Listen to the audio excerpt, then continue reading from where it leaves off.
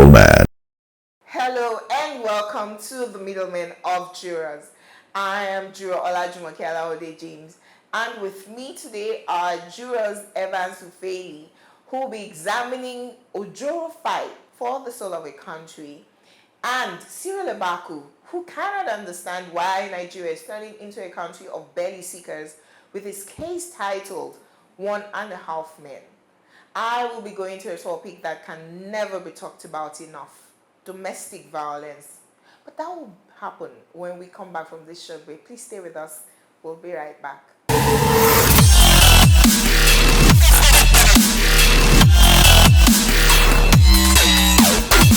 Middleman.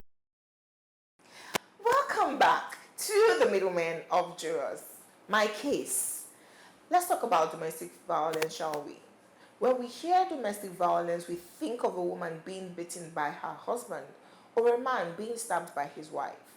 It never occurs to us that what is perpetrated against domestic staff like maids is also domestic violence. Is it because a lot of us are guilty? Here, it's okay for parents to beat their children when they do wrong. So when we see a domestic staff being beaten by their madam, we look the other way. Yet, a lot of times, these maids are abused by their bosses. Thus, it's illegal for a child under 18 years to work under you. They ought to be in school. Oh yes, some of us employ them with the very generous mindset of sending them to school. Of course, not the expensive schools we send our own children to. It's the neighborhood public school meant for the poor. Okay, that's better than no education, definitely. But still, it doesn't excuse the way maids are treated here. Secondly, they're not paid living wages. Again, because they live in our houses and we feed and clothe them, no matter how despicably we do that, we think that they can be paid minimally. It's not our fault. No labor laws are affected here. We're left to our own whims and kindness or lack thereof. These days, there are even agents who take the bulk of these maids' wages and pay the parents of such children what's left. Of course, an extremely poor parent will jump at these monies, particularly when paid in bulk. For instance, 10,000 paid monthly, paid at the end of the year is 120,000 naira. Yeah? It will look huge to an extremely poor parent who barely sees 20,000 monthly. If the money is paid only in 2 or 3 years, you can imagine what the cumulative will be. Parents have been known to fight over such money. Who cares what has happened to their children where they work? For instance, rape or other forms of violence. Thirdly, is sexual assault. My neighbor's maid was impregnated by a carpenter who came to work in their house once. Just once. My neighbor was more interested in getting rid of the pregnant maid. No one stopped to ask her if she was raped. It's her fate for being poor. I mean, the carpenter who only came to the house once was definitely not her lover before that. We didn't even stop to ask. We were flabbergasted that the maid had the audacity to get pregnant. Or would we have known what happened to her if she didn't get pregnant? I once cried while seeing a maid being beaten. It was too much. I asked the perpetrator, would you appreciate being slapped at work for making mistakes? Why do you treat maids like slaves? Oh, a neighbor has a theory that no matter how nicely you treat a maid, they can never be your child. I agree that there are some household staff from hell. They can seduce husbands, drug their bosses, kidnap children, and all sorts of evil. To be honest, the evil we perpetrate goes around. Imagine that maid that was impregnated and maltreated taken to another home. She's now sexually active, may have sexually transmitted infection, may have become vindictive and all whatnot. Yet we expect her to be an obedient servant. I'm not excusing evil by anyone, not at all. I'm saying what goes around comes back around. Do you beat your driver when he does evil? No, you sack him. Why do we then treat maids differently? Isn't it because there are no consequences? Or is it because of inferiority complex? There's a very thin line between superiority and inferiority, if you know. Sometimes you act superior to a few just because you feel inferior to most. You know, some people have been beaten to timidity at home. When they become madams, they can't be better than being wicked. In fact, these types of people would have been vicious in the workplace too, if not that their subordinates are not as disempowered as a lowly teenage maid may be. My verdict: people are wicked, period. That's why we have laws to govern societies, prevent crimes, and protect the vulnerable. Children are vulnerable. I mean, in a society of 20.5 million children out of school, we need families to adopt children, educate them, and empower them to be better citizens. But we cannot leave the vulnerable of the society to the whims of adults who have been abused themselves and just looking for victims to unleash their venoms on. Let's do better as a nation and treat other people's children like we would our own. Let's stand up for the maids and domestic staff around us where possible, or report them to the authorities where not, before we end up with a society of damaged adults who have been abused and maltreated as children. Yeah, I agree with your verdict on this very important case. Society, government must ensure that there are enough laws to keep society healthy. You see, all you have just stated here, one very dominant factor that have led to the abuse of children and the general abuse we find in our society, domestic and otherwise, industrial labor abuse, which you refer to, is tied primarily to poverty. Primarily, you look at the case of the housemaid in your neighborhood who was impregnated by a carpenter. A carpenter, for all I know, is not a rich man. Okay, but whether rich or poor, both the rich and the poor are not immune from abuse or abusing others. And because abuse has to do with an assailant, okay, one with superior power, either economic or threat of violence, subduing a prey who is lesser, either economically or from a weaker background. So you will always have a case where the poor will be abused in society. Not like the rich cannot be abused, but the rich have a way of building walls around themselves with their economic prowess. Okay, now, we are talking about a case where, just like in the UK, in Ireland, two places where I live partly, there is nothing like housemaid in Dublin, for example. You, as an executive, a banker, or a lawyer, you would take your children to school yourself before you set out for work. You would take an excuse from work to go bring your children back home and go back to work or otherwise, anyhow you want to do. You have to do it yourself because they have a law that says you cannot take somebody else's child and make the person a maid. Law against slavery. Yes, I believe that it is to curtail things like this. In Nigeria, not like we don't have a law, we don't have an express law that preclude people from doing that, but we have a law, Child Right Act. Yes. We have a law against domestic violence, against enslaving children and all that. But these laws aren't been enforced, yes, because, I mean... Do we report these cases? I know what to do because I'm not disempowered, right? But in the case of, you remember, was it a few days ago or yesterday, this pastor, redeemed pastor who raped his own daughter and impregnated her. Sexual violence against your own child. The second thing is that I once had a woman in Madam who ranted about how I made this, and I told her, I said, Madam, if that girl was as educated as you are, she will not come to the house to be a housemaid. Very true. So the fact that she came to be a maid only, shows her social strata. Disempowerment. And there are some things you can't expect from them. So, in a lot of ways, they do what you tell them to do. And even that one, they're likely to do it well or partly well. Yeah. They are not supposed to take initiative on their own a lot of times. Yes. You have to tell them, do this. In fact, some things you tell them once, repeat again and again. Sometimes over weeks, that's what you can assume. That's why madams beat them. They don't hear. Yes, I told her you do it yesterday, you will beat her today. For some of them, right? Their communication, if you don't beat them, they wouldn't know that you are serious about what you're saying. You're wrong. Because that's how they are raised in the village. Of course now, for a number of them, if you don't add beating, but that beating is what we're saying. I'm not justifying it, I'm coming. It's wrong. If you don't add beating, they will not understand that you mean what you said. Wash my cup with soap. No. If I don't beat you, you won't wash the cup with soap. That wash cup with soap, you know, a lot of times, right? If you don't, for some of them, if you didn't realize that they didn't use soap to wash it, if they would have just gone their rings and say, and bring it back. If you didn't know, you do it like that. Yes. So but if you beat that fear of physical violence, you won't be Ghana tough man. No. Now the other point is this. But I was talking about laws, okay? I mean, absolutely sure. It is true now. This one, when these maids meet, they compare notes to how your guy they do, how your madam they do. Should they be? So it's human nature to compare notes. They do. But where I was going finally is this: what we need to do with respect to the laws that they're talking about, we're not doing enough of advocacy to make them understand where they stand in light of the law. That one is not. It's not for advocacy to who? I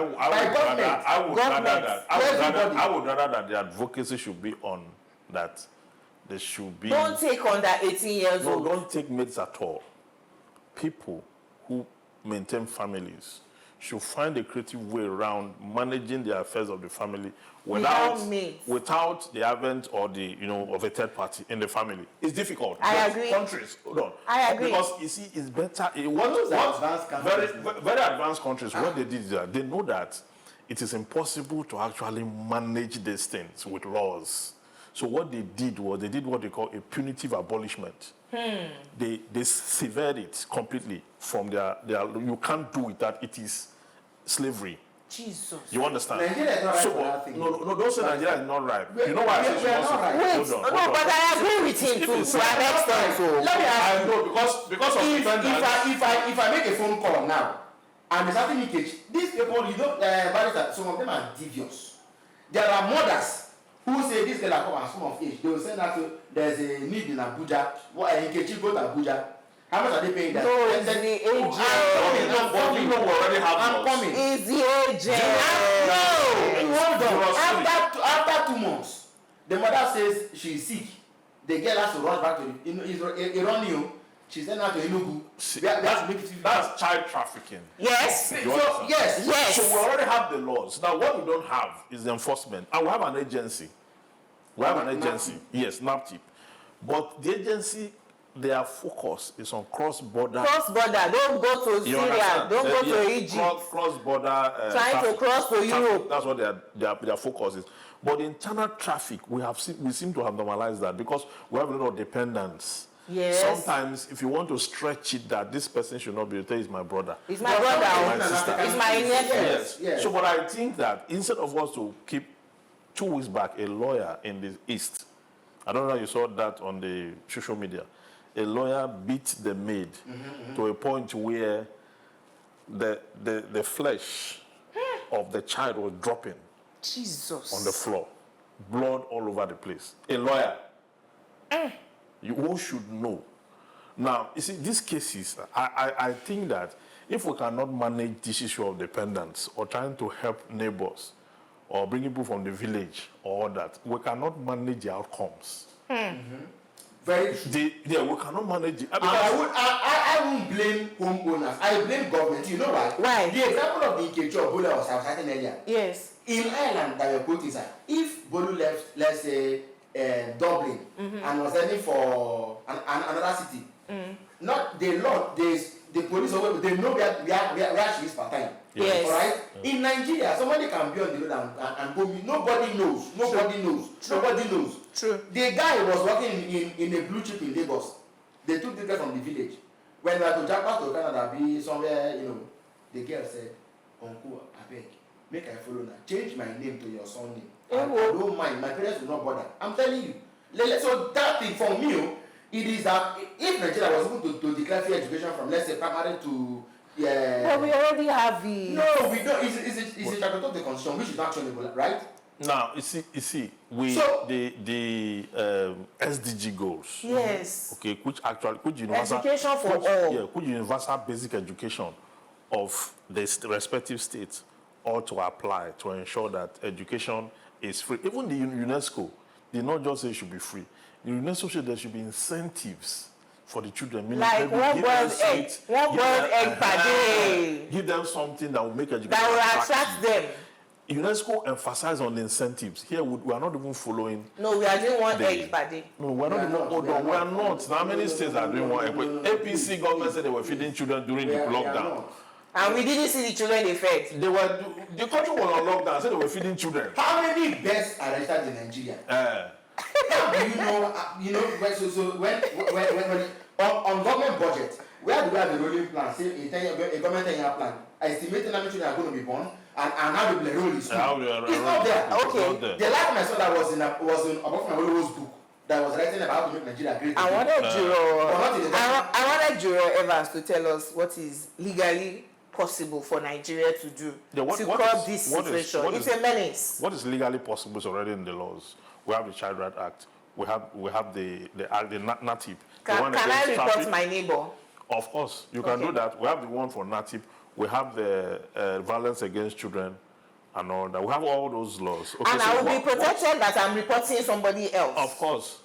Lagos State have already laid the foundation for other states to follow by having an office against domestic violence and all that. The federal government have their own too. So what society should do is to ensure that if you have a neighbor, it's just that the laws are not codified in such a way that you can be punished if you don't report.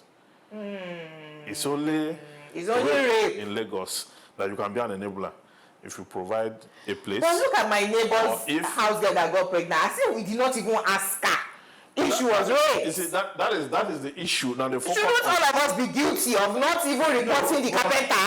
No, please, hold on. I've always talked philosophically that the police is not just for crime enforcement. The police ought to be your first point of encounter with the state. That's why that's the state itself. Yes, that's why they used to say in that police is your friend. You should be able to work with the police and just tell them what it is you've seen or anything you're facing. She should be able to go walk to the police and say, see what happened to me. I'm meant to report my neighbor's Exactly. Well, can you do that in Nigeria? I will do it. You can do that. I will do have it. to start from somewhere. Yeah. Let's start from reporting our neighbors who are beating their mates.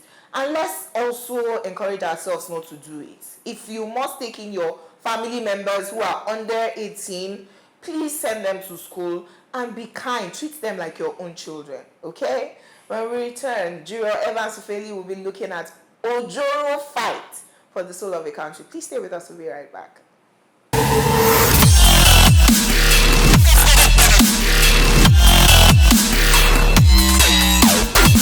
Middleman. Welcome back. My case, Ojoro fight for the soul of a country. In 2006, the EFCC chairman Nuhu Rubadu came before the Nigerian Senate and listed 5 most corrupt governors. They include Ojoro Abia State, Ahmed Bola Tinubu Lagos State, Ahmed Sani Yerima Zamfara State, George Akume Benue State, Chimaroke Nnamani Enugu State. Today, in 2024, 18 years after, Ojoro now a senator, Bola Ahmed Tinubu president, Ahmed Sani Yerima senator, George Akume senator, now appointed SGF by President Tinubu, Chimaroke Nnamani senator. The then EFCC chairman, Nuhu Rubadu, who made the list but failed to prosecute them, has now been appointed by Tinubu to be National Security Advisor. The Senate is currently headed by another EFCC regular, Senator Godswill Akpabio. What is Rubadu securing? The nation, its wealth, or the people? The monies meant for the development of the country have been stolen by politicians. And these politicians now have the guts to say that they are looking for solution to the problems of Nigeria. The politicians are the questions we've got to answer, but they are giving us more questions, having not answered any. The politicians have the solutions, but they are fixated with Ojoro, hence their deceit.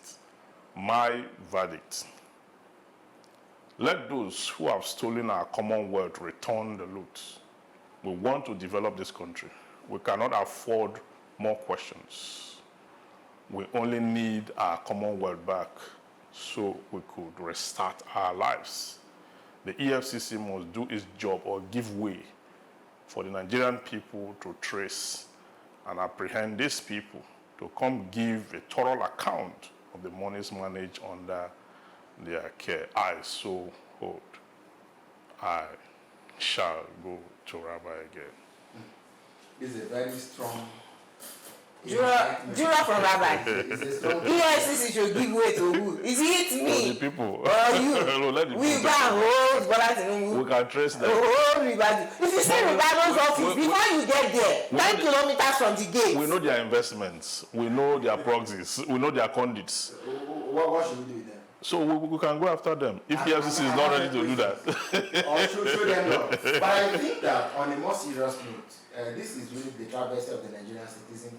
Yeah. The irony of the narrative. Yesterday's thief becomes today's Governor. hero of the people, as it were. Yes. How is it that I mean, even the very new River has recanted some of those accusations he made. Yes. Yes, he has largely recanted. If you listen You to remember he now joined ACN and became presidential candidate Yes. under the same Tinubu that he once tried prosecuting. Yes, and that was at the cost of something. So, Yes. if anything, at the cost of testimony. So, largely, I think it was Jeremy Kabadana who said sometime it could be on. It was even often. He said the Nigerian political family is one happy family. They're one big happy family. There are no enemies there. It's either you're today in power or you're not. But Yes. they are very happy with themselves. When they are sharing the loot, they have no religion, no ethnicity. Yes. And Nigeria does not really have a multi-party system. We have one party system. Yes, During the election, they divide into branches. Into branches. After election, they become one again. Yeah, but what even pains me the most is that we have not. You see, there's a continuation in the disadvantage of the voter, of the Nigerian elected people, because Nigerians can't offer consequence appointment to the elected officials. That gap is the main reason why these things are allowed to fester and be entrenched. Otherwise, you can't come back after this number of years. Look at Aba. I used to go to Aba as a 9-10-year-old boy with my father. I read a market, cemetery market, and all those places. You won't believe that in 2019 I went for wedding shopping in Aba. The roads were still the same way they were. Jesus. 20 years ago. The roads were still the same way they were. I met one man whose shop was by the gate. That is, I think, called A-line also. And I said, oh guys, do you remember me? I was glad to come here as a small boy. As a very small boy. The roads are dirty. Well, you know, to even say dirty is like making it look good. But can we thank God for Governor Alex? Yes, fine. But the point is, That's recently. yes. This is just like last 1 year. But the question is, how did someone like Governor Ojoro move there and now he's a senator? Yes. You know what I mean? Yes. There was a He became from prison straight to. We are rewarding criminals. That prison case. I don't know whether that case. Somebody told me that matter will not go anywhere. That we sent it because all the EFCC cases, no. the ones that even get convicted. Look at Dario and Yame. They were eventually pardoned. Even Ojoro himself. They were pardoned. Pulled out. Yes, somebody told You remember that former APC chair, Ojoro mentioned that once you join the APC, your sins are forgiven. He is the Reverend Father. And that was how they served the partisan communion to Akpabio. Yes. And ever since he took the communion, he took the bread and wine. He became a saint. He was sanctified and made holy. Look at that. Never to go back to. And you know, he was before sending prayers to people's email. He was an EFCC regular. He was. Yes, now he was always going to court. Now his sins have been forgiven. Regular was it because of the sins he committed? I think among them it's a given that all men must sin and fall short of the glory of the government. What they do is that, you are in the wrong branch. You need to move over to this branch. So they just that was like a passageway. To raising his feet. My goodness. But how can Ribadu, who was touted to be a Puritan, who fought corruption, did when people accuse him that he was selective, that Obasanjo used him for selective operations, there were people who came out and defended him and said, no, don't say that. This man, we have seen his pedigree, we have seen what he can do. How can the same man leave that place and join politics? He has become born again. People will say, why shouldn't he join politics? He's right. I know, but certain things, if you have defined your path, Yeah, I agree. it does not lie then in your feet to pull out from that path and then join. Okay. And now you are the one that's the national security advisor, taking instruction from the likes of Akpabio And and Tinubu, and all of that, and that's you are. I am not with it. You are not even, your conscience is not even, you are just, You see that question. He told us a few days ago that the territories that were occupied by Boko Haram before now have been, that's nonsensical story they tell us all the time. Meanwhile, have only been this morning taken away. in Kaduna, people came out and protested in Goni, saying that, look, yesterday alone, bandits came and kidnapped so many people. And at the time, Uncountable. and it had become so insistent that they couldn't say that they came out and said, enough is enough. It was in this same, on his watch, that Tunubiri happened. The disaster called Tunubiri. Yes. No investigation, no report. Nothing. The thing just passed like that. So I have a question. The conscience of the average Nigerian politician, is it buried in hell? He does not have a conscience. The average Yes. Nigerian Yes. The average Nigerian politician does not have a conscience. And So what we can have- the people do differently? Well, we cannot be expecting miracles. In my case, I said the EFCC should give way. EFCC is not going For to the give people. way to For anybody. the people to take Because look, after Ribadu, the Ribadu that was touted as a Puritan, like you mentioned, after him, all the EFCC chairs have been having comma the K-length. EFCC is an unfortunate metaphor for a standby watchdog that is long dead on arrival. A dog that is dead cannot secure or watch the people. You see, there's a lot of corruption in the EFCC as we speak. I agree. So it's not even the EFCC. A lot of politicians would accuse the EFCC that they collect 100 billion from you, but only 50 billion The EFCC is remitted. The EFCC has currently constituted, have no moral rectitude to fight criminality. You know why? Why? How did this boy left? The last boy.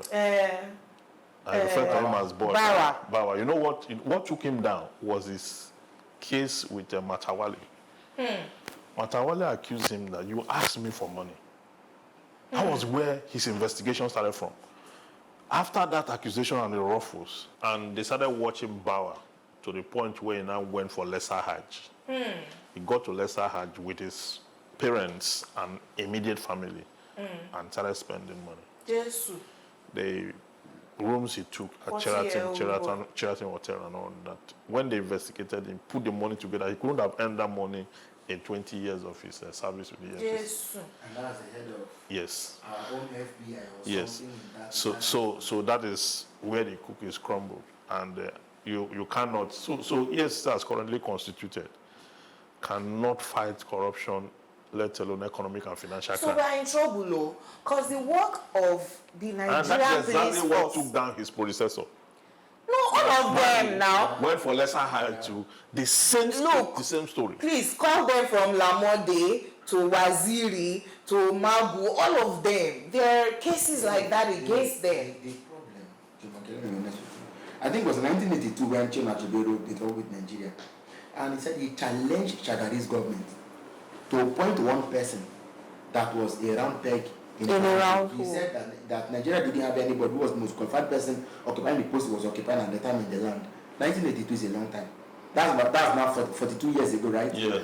The question you ask yourself is, how do we even audit and hire those that we hire? Because by the Police Act or by the Criminal Code, everything the UFC does is within sections, I think 99 to 102 or 3 or so. It's basically police work.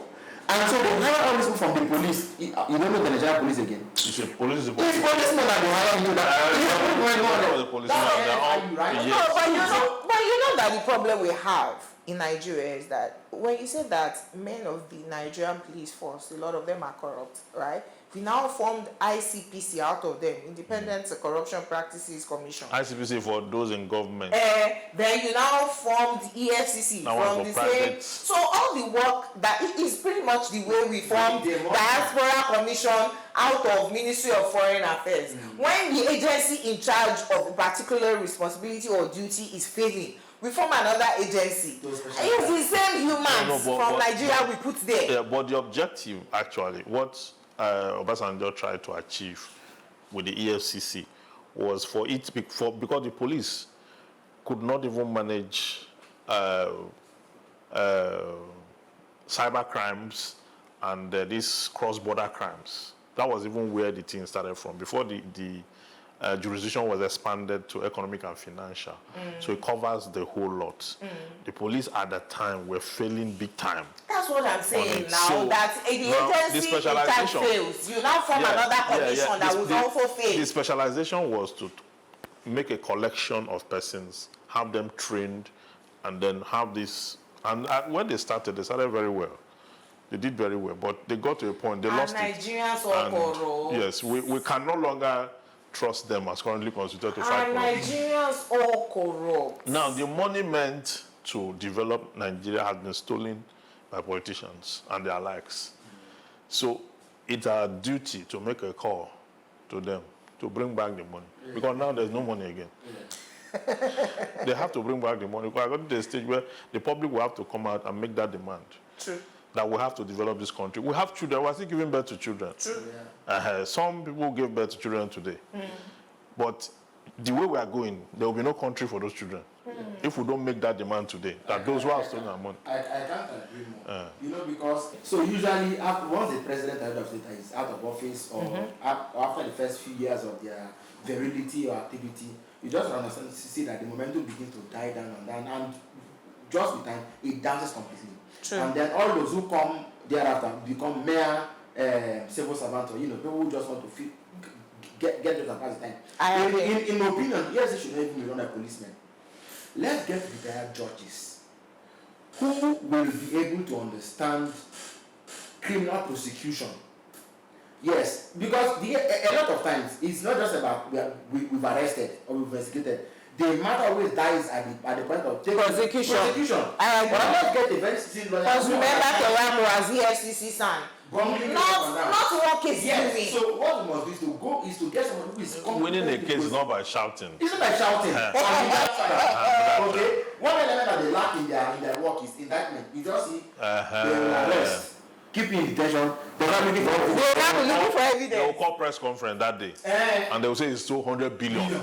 And they don't have evidence to even prove 1 million. One. So when you get to court now, the court wants to see the evidence. Your evidence the charge will fail against the defendant. I think it was one senior lawyer, an SAN, who went to court one day and knelt down after the case and said, "Father, thank you for I have defeated the FCC for the 5th time in 6 months or so." In open court. Ozekome too defeated the 12 times. I have defeated the FCC. The last time we defeated EFCC was the federal government against Ozekome. When the EFCC said that the money that Ayo Farashe paid Ozekome for the case he did for Ayo Farashe was a proceed of crime. You understand? That was when the Court of Appeal now make that pronouncement. That a lawyer's professional fee can never. It does not matter where it came from. Even if it's coming from the devil's den, the moment it crosses from the client to the lawyer becomes clean. And that's the precedent. Yeah. Because the ESC, they were heading at destroying the judiciary, destroying work for lawyers. It does not lie in the mouth of the lawyer to investigate his client. It lies with the police. That client come, that money you paid me, where did you get it from? It's forbidden. It's not the lawyer's business to investigate his client. Part of the rules of professional conduct is that the lawyer must guide his client within the bounds of law. That is just one. Let the police go and investigate. The same way our pastors will say that it's not their business where the tithes came from. It's not. Should it be their business? So people should not destroy this thing. So when we come back, Ojoro Syria Baku will be looking at 1.5 men. We'll be right back.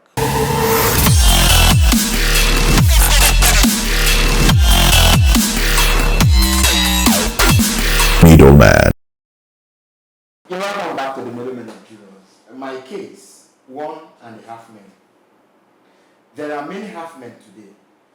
They have become half, not because they would rather be so, but because poverty has been decreed upon them by the state. How do I mean? When all that a man has to think of first is his belly, reason may be his last resort. And there lies the danger. Something tells me there are less and less people who are able to remain brothers keepers, who still laugh freely and express their joys happily. Are you one of such men or women? I want to plead with you for a simple favor. While we all inevitably join in the commentary of condemnation of everything that's just not right in the country today, do the best you can. Reach out and lend a helping hand to whomsoever you can. My verdict: great nations are not of great men made, but of brothers keepers. I so rule. I am your keeper. I've just been looking My at brother. myself. I just looking at myself. When I'm My brother. when I'm a half man. I first of all check my shoe. I'm my brother's keeper. Brother Judas. To be serious, we have gotten to a point where, I mean, the primus of our consciousness is survival. And once a man gets to that level, at any point, it does not matter where you live or the jurisdiction. Once a man gets to the level where he is conscious of his survival in terms of feeding, he becomes recluse into himself. In that position, he's not thinking about his neighbor. So the dictum, love your neighbor as you love yourself, will be kept at abeyance. It has become a wreckage of some sort.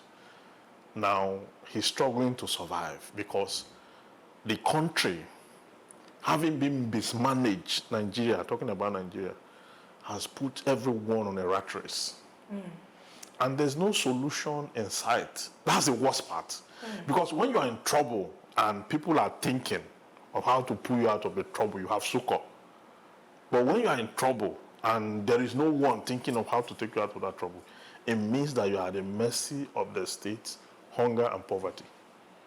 So it is a very dangerous situation for us, for people to buy a portion of rice At 800 naira. 800 naira, One which bread. I just bought. One bread. 800 naira portion of rice. 1,600 for a loaf of bread. A loaf of bread. So, 1,600.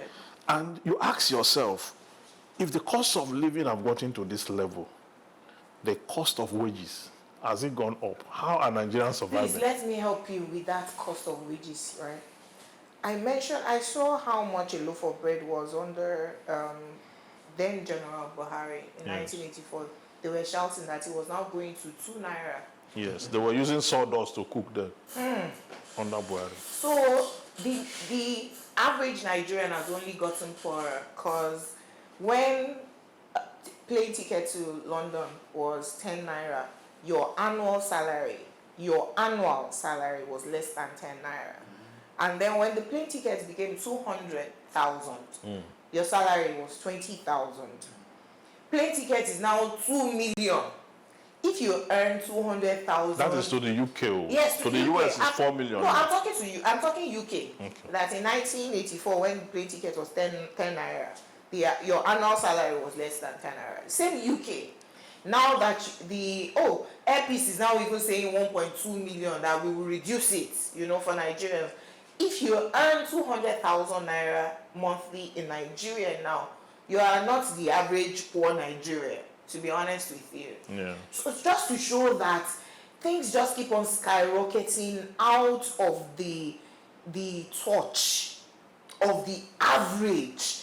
When I was a child, my parents used to shout that the middle class had merged with the lower class, right?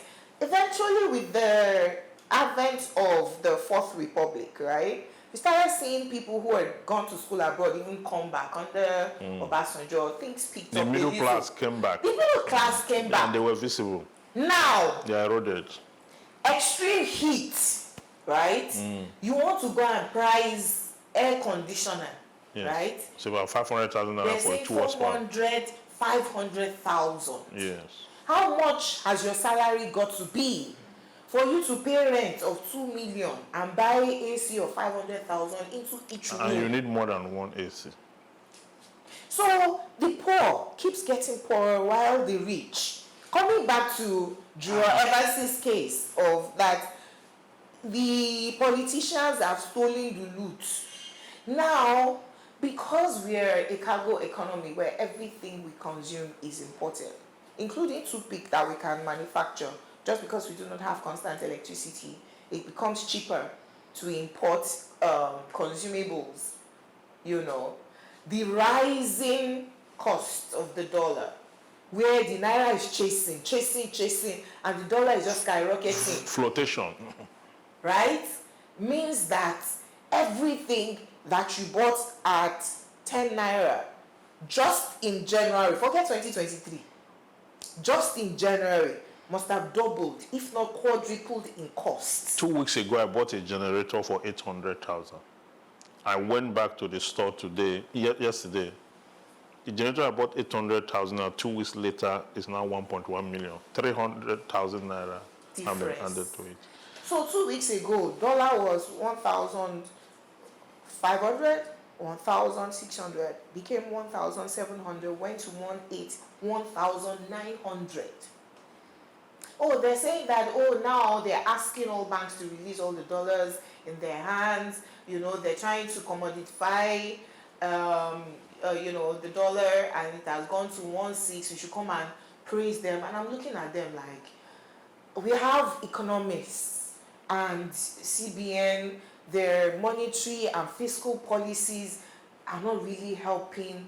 We're not exporting anything. How do you expect to defend the naira? And I'm just saddened by what Nigeria has become. Because if we continue at this current rate, even the ones we are calling poor may no longer be poor. The poor will start to eat the rich eventually. You remember I was saying last year that I went to Abuja, and what I noticed was extreme poverty. Yes. Yeah. And poverty is insecurity. Yes. Poverty is insecure. They are just, it can be used interchangeably. Yes. Anywhere you have poverty, you cannot find peace. We cannot. Even the scripture said the rich man's wealth is a strong city. The destruction of the poor is their poverty. So poverty, once you allow it to take over, and it takes an average of 10 to 15 years to break free from poverty. Jesus. Is that strong? In fact, the weight of poverty is stronger than wealth. Yes, because And that's it when is you're putting in the effort consistently for 10, 15 years. 10, 15 years, yes. Takes, To stay afloat it. It just because it has a way of just Holding you down. yes, especially when you are from a background that nothing was left for you, or you not fall on something and something did not fall on you. So you fell on poverty. It will. Poverty will not allow you to move an inch until it has dealt with you for 15 years. You know, today I've been asking questions, right? What can the average poor Nigerian do? Now, we are not even undertaking things like financial literacy, self-development, personal discipline. And that seems to be the way out. Yes, and you see, there is nobody who has thought of whom the average Nigerian should be and how we want to create it. Nobody's thinking about it that way. There's no Nigerian dream. Nobody thinks of who the average Nigerian should be and how we can create it. Nobody does that. If this our government was going to be, why then do we need government? I absolutely What do you need agree. for? I absolutely You see, because agree. the truth is Government that without philosophy. do you know why people don't even fight They are not government? even setting us. They're not giving you. They're not giving you a vision. Do you know why people don't fight government? You are right, but they are not there. Because see, the truth is that the children that are being given birth to today are actually born into the fact that generator is the standard. You understand? So They don't 20 know years. anything else. So 20 years from now, you expect that child to go look for one government and say, if the answer is not generator, that you are supposed to provide it. Of course. I even borehole water. So that is why it is dangerous to disempower a people. Because the people so disempowered have offsprings. The offsprings that are coming after them are born into that disempowerment. Let me agree So with it you. is harder for them to fight A Gen cause. Z, a Gen Z in Enterprise TV, while working, asked me that, the way this government is going, should we not even allow military? You know, there's been rumors and counter rumors of coup here and there, right? And I looked at him and said, is it that you have never experienced military regime before? He said, no. No, he has never. I said, when were you born? He said, 1997. And wait, so in the days of Abacha. Oh, you were too young. You were born in the days of Abacha. Before you even became 2 years old, democracy came Back. So you have never experienced. If you have, but you know our civil society organizations. Days of Yat. No, but you know our civil society organizations in the days of Abacha, they were strong. I told him, I said, look, in the days of Abacha, 5 political parties adopted Abacha as their sole candidate. He looked at me and thought, is that possible? I said, oh. That's military democracy. He was going to remove his khaki. President Tindla. He was going to remove his khaki and become civilian president. And then he said, wait, so elections next year, all of you adopt me as you want. Is that an election? So, or an aberration? We must let the Gen Zs know that military takeover is not the answer. It's not the answer. It has never been and will not be. It's an aberration. Yes. Okay? Because you see this thing we are talking about now, where at least we know that there was a supplementary budget late last year. And that they use it to buy cars and all that. At least we know under military. Abacha used to open the vault. Under military. Like it was ATM. Under they don't do budget. They just go to Central Bank straight. He used to open the vault like it was his personal ATM. Just go to the top. 20 years after. 20 years after, Abacha is still sending us money. During the military as an auditor, when you finish your audit, your report, you take it to the Supreme Military Council. That's where you take it to. You don't go to the press. You take it to the Supreme Military Council. If they don't like it, you start again. Because they have their own auditing process. You understand? So corrupt, more political. And they got in at the oil boom. So there was free oil money. So much money. There are Nigerian politicians who today learned everything they learned political from Babangida. Jewels. From Babangida. Babangida was enough political for them to learn from. Yes, the man. He was enough political for them. Jewels, we are going home. Have we answered the question? What will the poor Nigerians do? No, what the poor Nigerians should do is to look for a way to develop capacity in agriculture. Be self-sustaining and self-reliant. Well, I'm going back to Babangida. You can go on YouTube and learn how to keep a poultry. I told you how my yam came out as cocoyam. No. You didn't do it well. You are off taker, so you didn't do it well. But to be serious, the average person should. I mean, Nigeria should. There's a lot to learn on YouTube. You can find out how to make soap, how to make. Look at the most pressing needs of people. What are people buying? Yes, and plug into it. It can be fish farming, poultry keeping, rabbit training, grass cutter. Bakery, bread. Yes, you have to do things that are self-sustaining. That is where the world is now. Okay. And people should subscribe more to vocational education. Okay. They should go to technical schools. But do not also detach us from the government. How do we hold the government accountable as a people? Lawyer. We just said the government is not there. But what we can do is to ensure that we assemble. Yes. Assemblage matters. Just NLC just concluded strike, and they are giving government another 17 points. The first one, at least government is responding because they are paid that at 5,000 naira. 4 months, they are paid 4 months from that 35. NUC is even, ASU is even saying thank you to government. Yeah, that's what I'm saying. So if we do more of those engagements, government will come out and do the needful. But more importantly, self-reliance pays more than. Eventually, in the future, you people will have to teach us how to be recalling senators. Yes. You cannot have a governor that was useless for 8 years go to the Senate because they have INEC in their hands. Yeah. We must gather to stop that. Stop that, yes. I recall very memorably now concluding the program back in a time in this country. We had a program that was called Mass Mobilization for Self-Reliance. Social justice and economic recovery. The key word there was self-reliance. Everybody must come to a point where he mobilizes himself to be able to be self-reliant. Yes. Be able to meet his basic needs, government or not. So that way, that's the way you can be strong to talk. Yeah, so that's why you have a self-esteem to talk. And your voice can be brought. Yes. Oh, well, I must thank my fellow jurors for being on the show today. Juror Olajumoke James, thanks for being here today, as well as the irrepressible juror from Rabbi. Evans Ifemi. That's all on the development of jurors today. I appreciate you, my fellow jurors, once again for being on the show today. Thank you, viewer, for also watching. To join us next time, you may subscribe to our YouTube channel at Enterprise TV 7 and follow us across all social media handles at Enterprise TV 7. You may also visit our website at www.enterprisetvnews.com. See you next time. Bye. Middleman.